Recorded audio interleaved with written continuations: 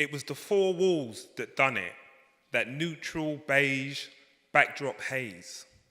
Accessible colours is what they call them, but if you look too long, you'll find yourself in a daze.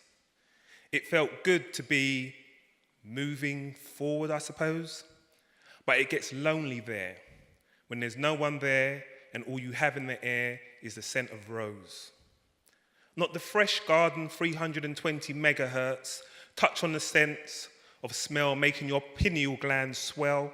No, this is the manufactured, straight out of a can, clear the stench inside a van, air freshener gel. Those four walls, they looked cold. And sitting on the bed, I felt my world begin to fold. I recall having two bags. I called them number 1 and number 2. Number 1 was named number 1 because I packed it first, ensuring toilet roll for the loo. And number 2, well, of course, I packed it second. Come to think of it, there could have been a third, I reckon. My little stereo, I could have put it in a bag, but it was underarm compact. My pride and joy, the make techniques. Nowadays, they're even smaller, and you just link your boombox with a phone. The stereo is replaced by Dr. Dre's Beats. Beats, yeah, Beats. It was Beats that made me leave. Having a partner that my parents disapproved of, a vampire disease is what they perceived. They were actually wrong, of course. They just wanted to control me.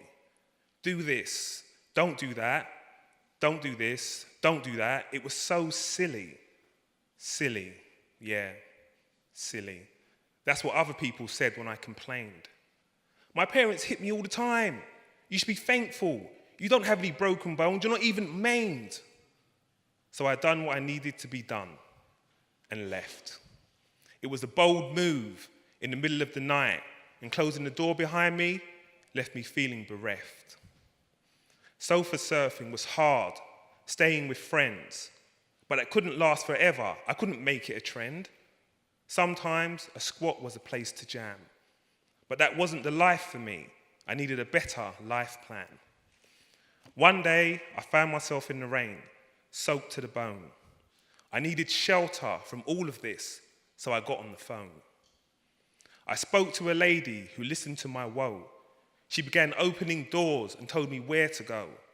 In a nutshell, I began to see light at the end of the road, and I adhered to the advice of everything I was told.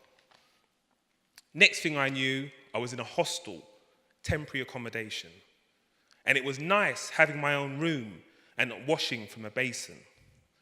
It was the four walls that done it, that neutral beige, backdrop haze. Accessible colours is what they call them, but if you look too long, you'll find yourself in a daze. It felt good to be moving forward, I suppose, but it gets lonely there when there's no one there and all you have in the air is the scent of rose. So basically, homelessness is not the end of the world. It might be a chapter in your book, but it's not your life story. The world can be a lonely place, especially when you are going through things, but there are people there to help. So if you know anyone in a homeless predicament, let them know that there is shelter from the storm, and shelter may be able to help them. Shelter believes that everybody needs a home in a place they can thrive, and our work won't stop until there's a home for everybody.